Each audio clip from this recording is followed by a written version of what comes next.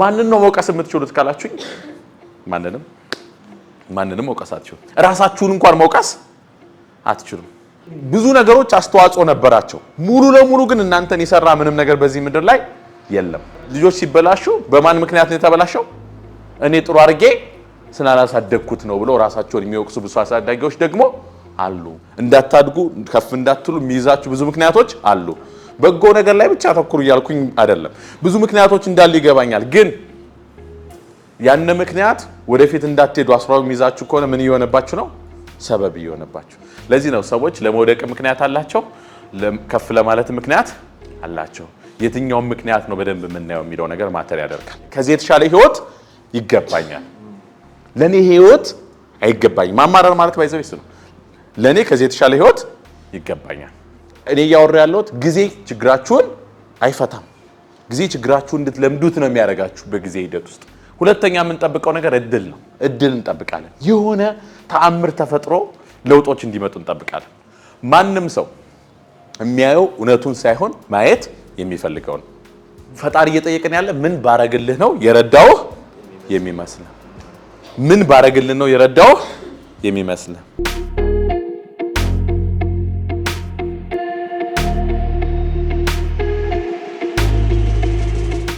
የዛሬው እንግዳችን ቀደም ሲል እንደነገርኳችሁ ጌታ ዋለልኝ ነው። የዛሬው ርዕስ ደግሞ ምንድነው? ሜንታል ፊትነስ ነው። ሜንታል ፊትነስ እና he is the right person በዚህ ጉዳይ ላይ እንዲያወራ ስንጋብዘው ያለውንም ባክግራውንድ ስላየን ነውና እኔ ኦነስትሊ ነው የምናገረው የዛሬ 10 ዓመት በፊት በዩቲዩብ ላይ የሚሰራቸውን ኮንቴንቶች አይ ነበር ጌታ ዋለልኝ። በጣም ነበር ኢንስፓየር የሚያደርገኝ። የራሴንም የዩቲዩብ ኮንቴንቶች እንድጀምር ኢንስፓየር ካደረጉኝ ሰዎች መካከል አንዱ የዛሬው እንግዳችን ጌታ ዋለልኝ። he is a psychologist። የራሱ ደግሞ የኮንሰልተንሲ እና የሳይኮሎጂካል የትሬኒንግ የሚሰጥበት ደግሞ ሴንተር አለው። መሰላል የኮንሰልተንሲ እና የትሬኒንግ ሴንተር አለው። የዩኒቨርሲቲ ሌክቸረር ሆኖም በሚዲያ ላይ በተለይ በጎንደር ባህር ዳር አካባቢ ያሉ ሚዲያዎች፣ ቲቪ ስቴሽኖች፣ ሬዲዮ ላይ ረጅም ጊዜ የቆየ ኮንቴንት ክሬት እያደረገ ወጣቶች ጄኔሬሽን ኢንስፓየር በማድረግ በማስተማር ረጅም ጊዜ የሰራ ሰው ነውና በሰርቪስ የሚያምን ሰው ነው። እውነቴን ነው የምነግራችሁ። በታይታ ሳይሆን በሰርቪስ የሚያምን ሰው ነው። ድምጹን አጥፍቶ የሚያገለግል የሚሰራ ሰው ነውና እንዲህ አይነት ሰዎችን ያብዛልን ፈጣሪ። ራይት እስቲ አመስግኑት እዛ ቁጭ ባለበት። በሜንታል ፊትነስ ላይ ባለፈው ጥቂት ነገሮች ተናግሮ ሄዶ ብዙዎች ኢንስፓየርድ ሆነው ብዙዎች ኔጋ መተው ራሱ በጣም ወደነዋል። በጣም ወደነዋል። ጥቂት ሰዓትን የሰጠን የነበረው ያኔ ሌላ ፕሮግራም ነበር ታስታውሳላችሁ የነበራችሁ ሰዎች። ሞር ብትጋብዝልን ቢመጣና ብዙ ነገር ቢሰጠን እያሉ ሲጋብዙ ነበር። ድጋሚ በጭብጨባ ጋብዙልኝ። Thank you so much. Welcome again. Thank you. ቤት አላችሁ? ሰላም ነው?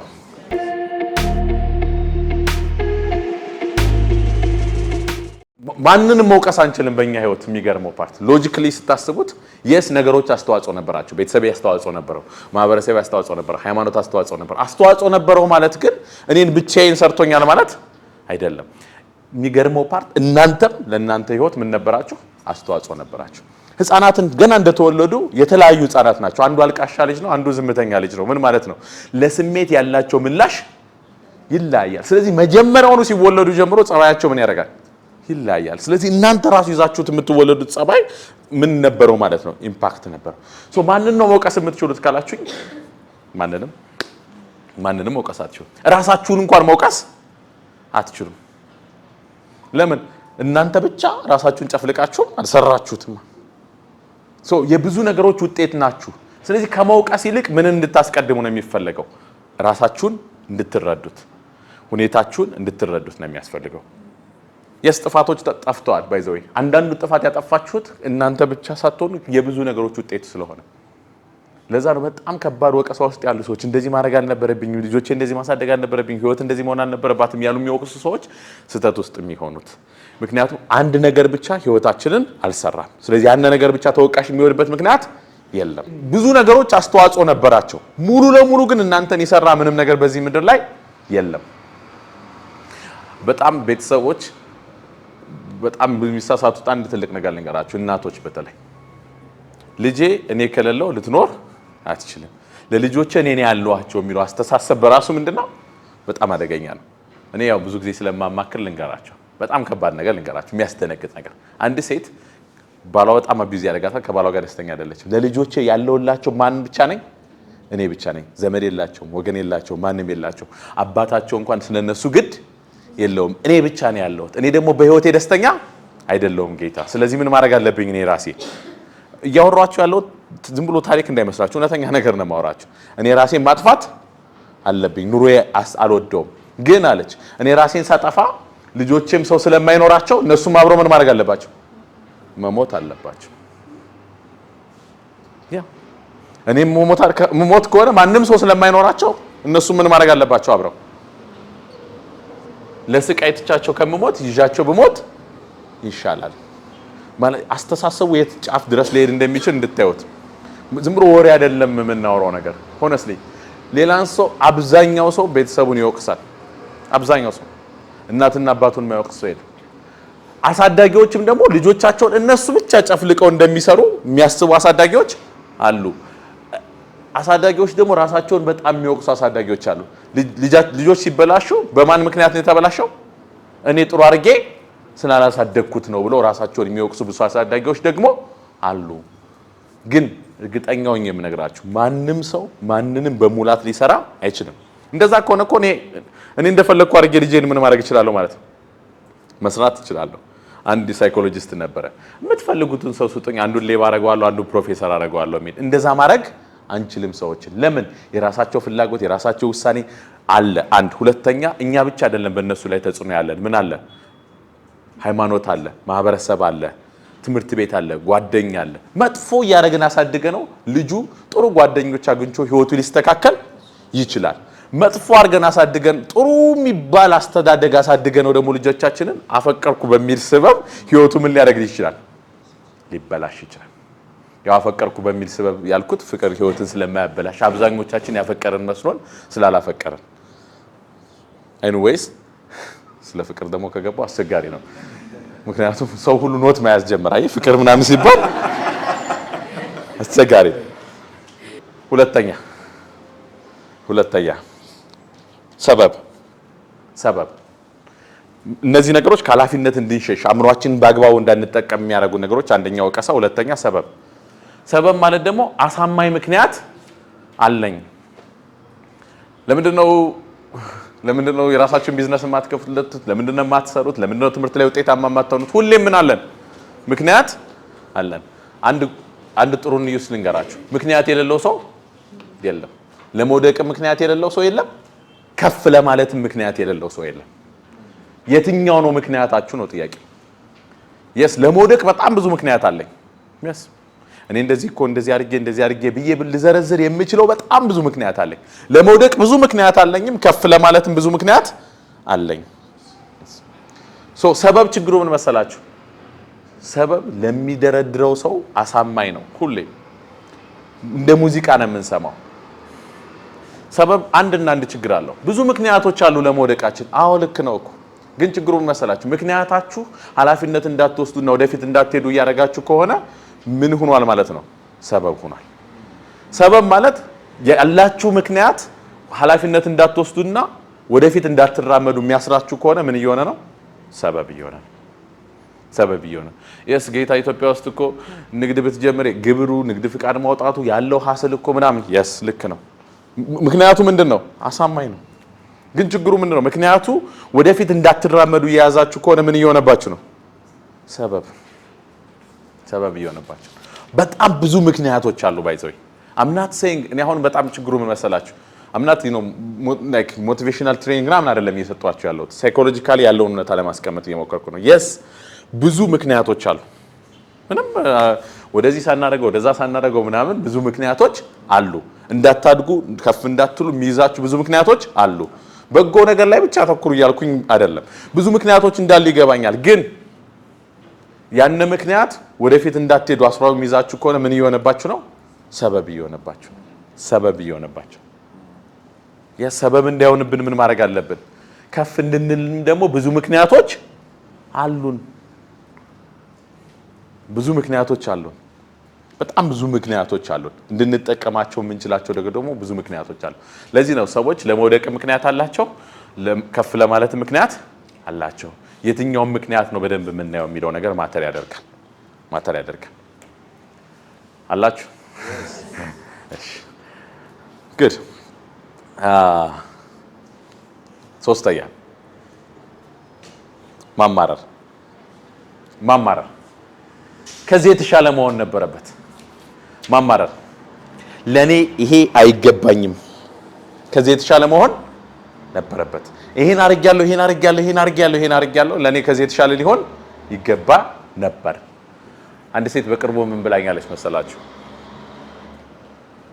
እኔ ብቻዬን ያደግኩት እህት ወንድም አልነበረኝም እናቴ ብቻዋን ያሳደገችኝ ፈጣሪ በጥሩ ትዳር ሊክሰኝ ይገባ ነበር ማን ነው ይሄንን ይክስሻለሁ ብሎ የነገረሽ ብዬ እኔ ማለትም ቀላል እንዳይመስላችሁ 10 ምናምን አመት በዚህ ሐሳብ ነው የኖረችው ፈጣሪ በጥሩ ትዳር ሊክሰኝ ይገባ ነበር ምን አለው መሰላችሁ ውስጡ ኢንታይትልመንት አለው ይገባኛል ከዚህ የተሻለ ህይወት ይገባኛል ለኔ ህይወት አይገባኝም ማማረር ማለት ባይዘው ይስሉ ለኔ ከዚህ የተሻለ ህይወት ይገባኛል ይሄ ህይወት ለኔ የሚገባኝ አይደለም በከፈልኩት መስዋዕትነት ከመጣውበት መንገድ አኳያ ካደረኩት ነገር ይሄ ህይወት ለኔ የሚገባኝ አይደለም ስለዚህ ምን እናደርጋለን እናማረራለን ግን አንድ በጣም እርግጠኛ ሆኜ ልንገራችሁ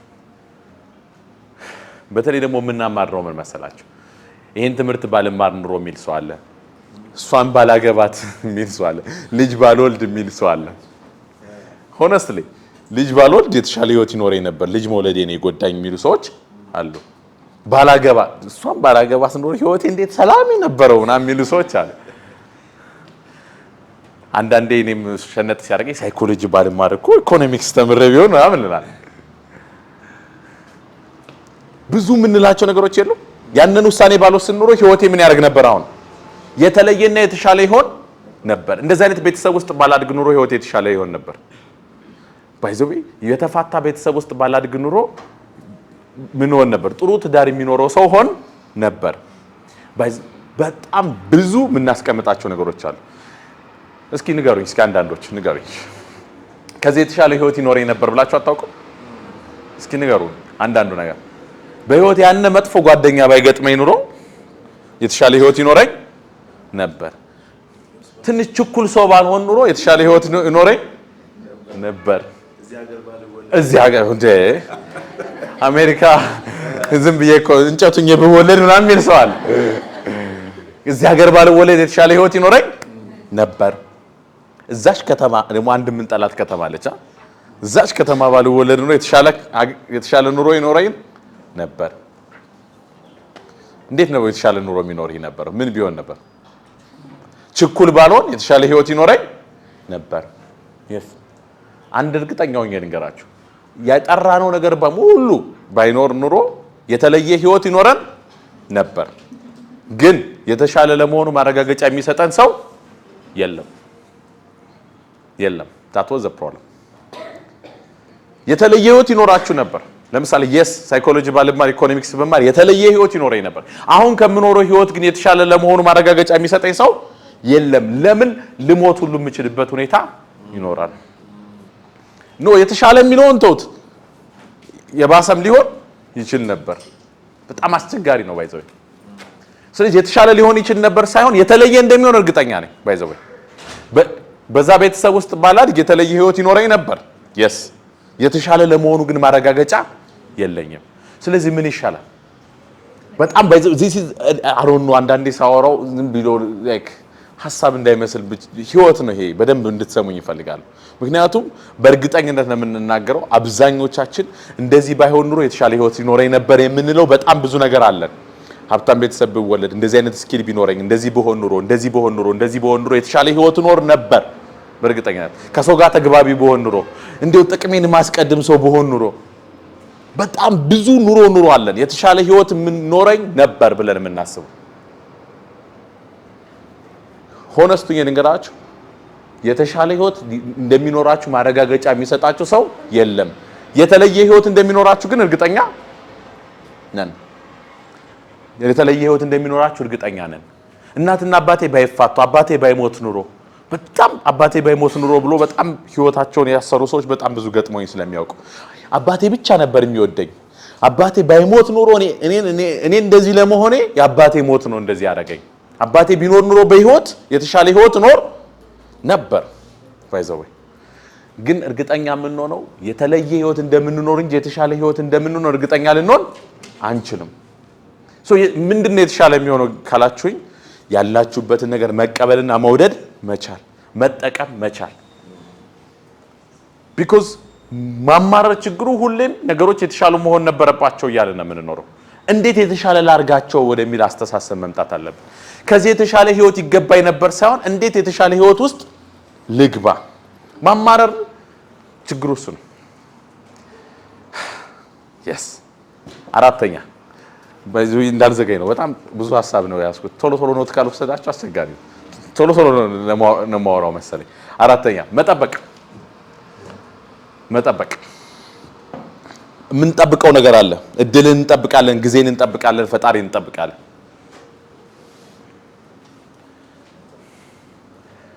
አራት ነገር እንጠብቃለን። እድልን እንጠብቃለን፣ መጀመሪያ ጊዜን እንጠብቃለን፣ ፈጣሪን እንጠብቃለን። አንድ ወጣት ልጅ አዋቂ ነው አዋቂ ወደሚባል ሰው ሄድና እኔ ሰልችቶኛል፣ 25 ዓመቱ ነው። እኔ ሰልችቶኛል፣ ህይወቴን እጣ ፈንታዬን ማወቅ እፈልጋለሁ፣ ንገረኝ እስኪ እጣ ፈንታዬን አለው። አዋቂዎች ደግሞ የሆነ ነገሮች ምን ማድረግ አለባቸው? ግዴታ ማካበድ አለባቸው። ያንተ የሚታየኝ ማታ ሌሊት 8 ሰዓት ላይ ፍንጥው ብሎ ነው የሚታየኝ። ስለዚህ ጠዋት ነው አለው። ጠዋት ሄደ። ምንድነው እጣ ፈንታዬ ብሎ ሲጠይቀው ምን አለው? ታይቶኛል በደንብ ያንተ እጣ ፈንታ እስከ 40 ዓመት ምን ትሆናለህ? ድሃ ትሆናለህ። እስከ 40 ዓመት ምን ትሆናለህ? ድሃ ትሆናለህ። ኦኬ። ከዛ ልጁ በጣም ደስ አለው። ዋናው እኮ ሀብት በስተርጅና ሲመጣ ነው። ከ40 ዓመቴ በኋላ ሀብታም ከሆንኩ በጣም ጥሩ ነገር ነው፣ ደስ ብሎኛል፣ አመሰግናለሁ ሲል ቆይ ከ40 ዓመት በኋላ ሀብታም ትሆናለህ ያለ ማን ነው አለ። እንዴ እስከ 40 ዓመቴ ድሃ ከሆንኩ ከ40 ዓመቴ በኋላ ምንድን ነው የምሆነው ሲለው ከ40 ዓመት በኋላማ ድህነቱን ትለምደዋለህ አለ። ከ40 ዓመት በኋላ ድህነቱን ምን ታደርገዋለህ? ትለምደዋለህ። እኔ እንደው በእንደዚህ በአዋቂዎች ብዙ አላምንም፣ ግን ይሄ አዋቂ ትንሽ ይገባው ነገር አለ። ምንድነው የገባው? እስከ 40 ዓመቱ ይሄ ሰው ምንድነው? ድሃ ነው። ከ40 ዓመቱስ በኋላ ምንድነው? ድሃ ነው ሀብታም ነው? ድሃ ነው። ታዲያ እድሜ ልክ ድሃ ትሆናለህ ለምን አላለው? the difference ምን መሰላችሁ? እስከ 40 ዓመቱ ድረስ ያነሰው ድህነቱን ለማሸነፍ ምን ያደርግ ነበር? ይጠር ነበር። ከ40 ዓመቱ በኋላ ግን ድህነቱን ለማሸነፍ አይጠርም። ምን ብሎ ነው የሚያስበው? ይቀበለዋል። ስምሽ ማን ነው? ኤደን። ለምሳሌ ኤደን ጥቁር ሴት ነች ብል ያስኬዳል? አያስኬድም አይደል? ለምን? ቀይ ነች እሷ። የለበሰችው ጥቁር ስለሆነ ዛሬ ጥቁር ሴት ነች ብላት ነገር ነጭ ለብሳ ስትመጣ ደግሞ ምን ልላት ነው? ነጭ። አንዳንዶቻችን እኮ ጊዜያዊ ነገሮችን እንደ ማንነታችን የተቀበልን። እኔ እያወራ ያለሁት ጊዜ ችግራችሁን አይፈታም። ጊዜ ችግራችሁን እንድትለምዱት ነው የሚያደርጋችሁ በጊዜ ሂደት ውስጥ። የምንጠብቀው ነገር አለ። የሆነ ተአምር መጥቶ ህይወታችን የሚለወጥ ይመስለናል። በጊዜ ሂደት ዝም ብሎ ህይወታችን የሚቀየር ይመስለናል። የስ በጊዜ ሂደት ችግራችሁን እናንተ መፍታት ትችላላችሁ። ጊዜ ግን ዝም ብሎ በማለፉ ብቻ ችግራችሁ አይፈታም። እየለመዳችሁት ነው የምትመጡት። ሁለተኛ የምንጠብቀው ነገር እድል ነው። እድል እንጠብቃለን። የሆነ ተአምር ተፈጥሮ ለውጦች እንዲመጡ እንጠብቃለን። የሆነ ቀን ነው በቃ እንኳን ወደ ዓለማዊ ነገር ወደ መንፈሳዊ ነገር ራሱ ሰዎች መሄድ የሚፈልጉት የሆነ ተአምር መጥቶ ነው አይደል? የሆነ ተአምር መጥቶ ነው ሰው ስፒሪቹዋል መሆን የሚፈልጉት። እንደዛ ነው የምንጠብቀው። የሆነ ነገር እንጠብቃለን። አብዛኛውን ጊዜ እድል ነው የምንጠብቀው። እድል ደግሞ ችግሩ ምንድነው?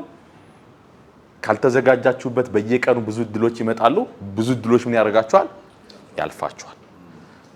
ሬድ ካርድ ቲዮሪ ይባላል። አሁን ከቤታችሁ እዚህ እስክትመጡ ድረስ ምን ያህል ቀይ መኪና አያችሁ? የሚያስታውሰው አስታውሰሽ አንድ ነው ያየሽው። የሚያስታውሰው ሌላ በጣም ከባድ ነው ጥያቄው። ነገ ግን ወደዚህ ስትመጡ ጠዋት ላይ ትመጣላችሁ። ዝም በል ነገ 4 ሰዓት ትመጣላችሁ። ወደዚህ ስትመጡ ባያችሁት ቀይ መኪና ልክ 1,000 ብር ይሰጣችኋል ብትባሉ ምንድን ነው የምታዩት?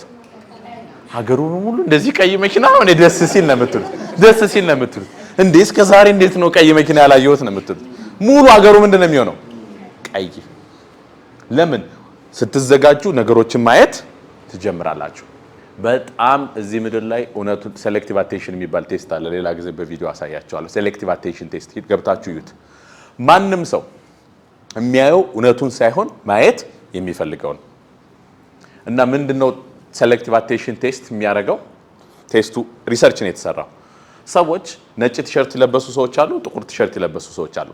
ባስኬትቦል እያነጠሩ እንዲቀባበሉ ከዛ ነጭ ቲሸርት የለበሱትን ሰዎች ምን ያህል ጊዜ ባስኬትቦል እየተቀባበሉ ያነጠሩ እንደተቀባበሉ ቁጥሩ ትክክለኛ የተቀባበሉትን ቁጥር ያገኘ ሰው ምን ይሸለማል? ገንዘብ ይሸለማል ተባለ። ስለዚህ ሁሉም ሰው ትኩረቱ የት ላይ ነው? ነጭ ቲሸርት ያደረጉ ሰዎች ኳሱን እያነጠሩ ምን ያህል ጊዜ እንደተቀባበሉት ማየት ጀመረ።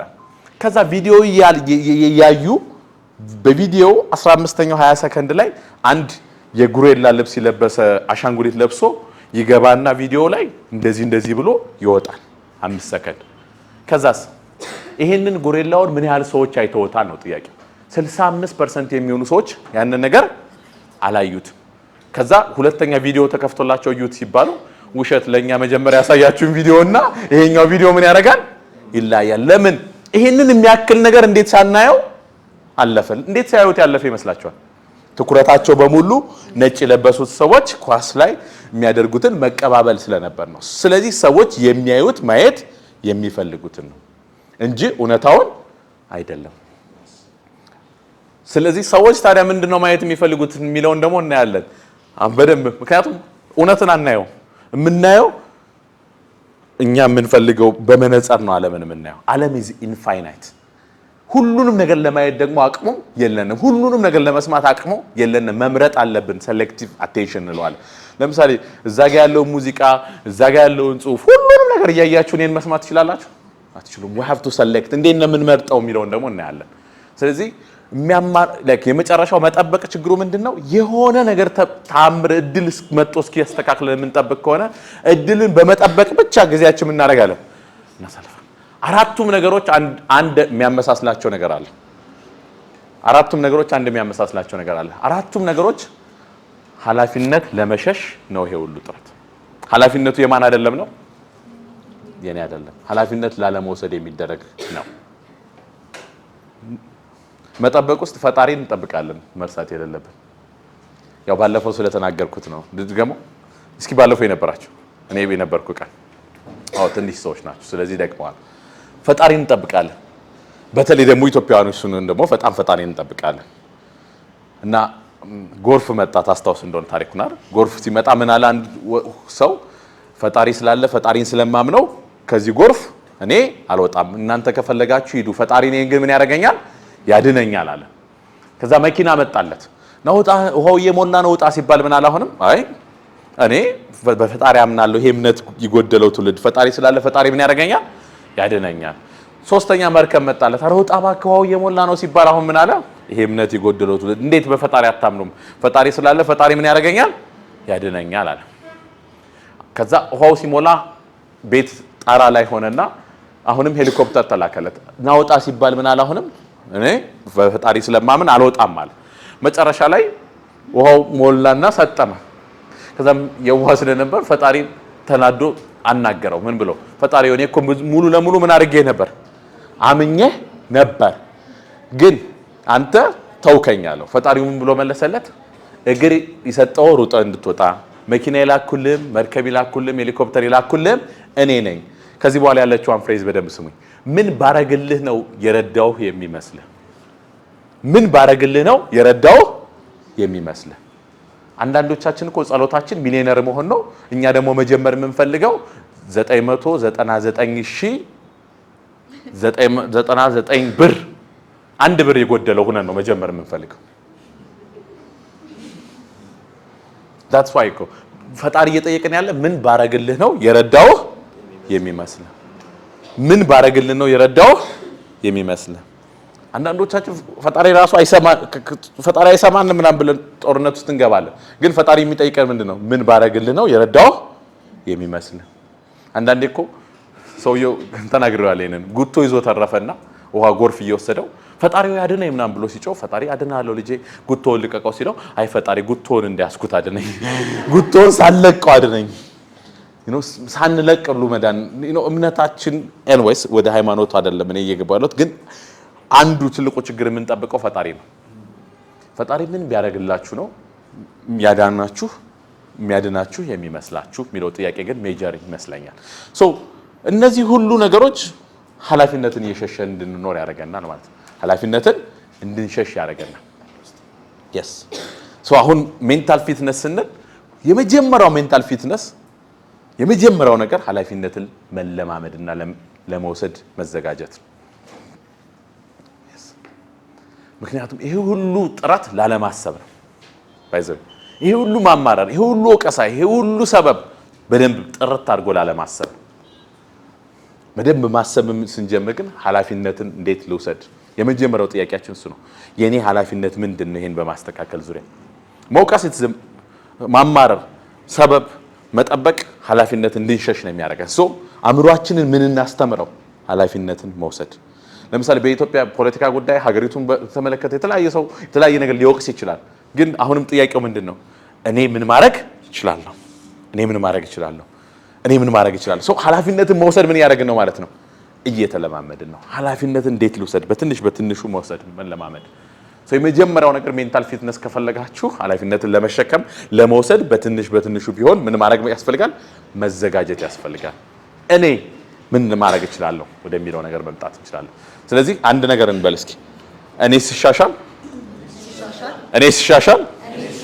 ህይወቴ ይሻሻላል። እኔ ስለወጥ ህይወቴ ይለወጣል። yes ለምን መሰላችሁ? ልክ ነው። ማህበረሰብ ቢለወጥ ነገሮች ቢስተካከሉ የኛ ህይወትም ላይ ኢምፓክት አለው። ግን የነዚህ ነገሮች ሁሉ ተለውጠው እኔ ካልተለወጥኩኝ ለውጥ የለም። ለምሳሌ ደሞዝ ቢጨመር ገቢያችን ይጨምራል። እኔ ግን የቁጠባ ሜንታሊቲ ከሌለኝ ይፈልጋል ገንዘብ ባገኝ ስቲል ገቢ ሊጨምር አይችልም። ማለት ገቢ ቢጨምር እንኳን ማስቀምጠውና ህይወቴ መለወጥ አልችልም። አባካኝ ከሆንኩኝ ይፈልጋል ገቢ ቢጨምር ትርጉም የለውም። ስለዚህ የነገሮች መለወጥ ብቻ ጋራንቲ ሊሆነን አይችልም። ነገሮችን መለወጥ ብቻ የኛ መለወጥ ጋራንቲ ሊሆነን አይችልም። አንድ ነገር ግን ፉሊ ጋራንቲ ሊሰጠን ይችላል። ለምሳሌ የመንግስት ነገሮች ቢለወጡ እኛ ልንለወጥ እንችላለን ይሆናል። ለውጥ ሊመጣ ይችል ይሆናል። ግን እኛ ዝግጁ ካልሆነን መስቲል ለውጥ ሊሆን አይችልም። የኛ መለወጥ ግን 100% የኛ ለውጥ ጋራንቲ ይሰጠናል። that's the best part። ነገሮች ቢለወጡ ጥሩ እኮ ነው። ግን ነገሮች ተለውጠው እኛ ላንለወጥ እንችላለን። እኛ ከተለወጥን ግን ነገሮቻችን ህይወታችን ላይ ለውጥ ይመጣል። ስለዚህ I'm not saying ሌሎች ለውጦች ላይ አትድከሙ ሳይሆን በዋናነት የራሳችሁ ለውጥ ላይ መድከም ግን ያስፈልጋል። የራሳችሁ ነገር ላይ መምጣት ግን ያስፈልጋል። ስለዚህ እኔ ሲሻሻል ህይወቴ ምን በለው እስኪ። እኔ ሲሻሻል ህይወቴ ይሻሻላል። እኔ ስለወጥ ህይወቴ ይለወጣል። ለዚህ ጋራንቲ መስጠት እንችላለን ማለት ነው።